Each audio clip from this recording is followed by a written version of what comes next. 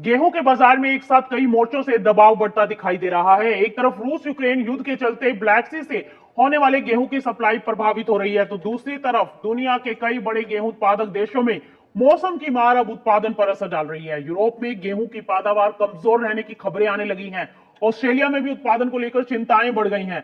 वहीं अमेरिका से तो गेहूं की फसल को लेकर कई दशकों में सबसे कमजोर स्थिति की उम्मीद जताई गई है। यानी ग्लोबल गेहूं मार्केट के सामने इस वक्त युद्ध और मौसम दोनों बड़ी चुनौतियां हैं।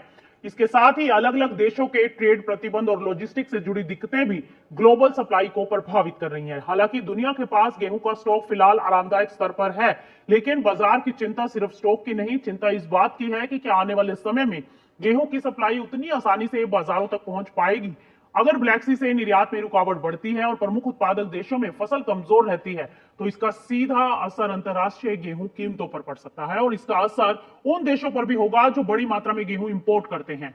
मिस्र और बांग्लादेश जैसे बड़े खरीदारों के लिए गेहूं की खरीद महंगी होने का रिस्क बढ़ रहा है। तो फिलहाल ग्लोबल गेहूं बाजार में नजरें सिर्फ फसल के आंकड़ों पर नहीं, बल्कि युद्ध, मौसम और सप्लाई चेन पर भी टिकी हैं। आने वाले दिनों में अगर इनमें से किसी एक मोर्चे पर भी दबाव बढ़ा, तो गेहूं की कीमतों को सपोर्ट मिलता दिखाई दे सकता है।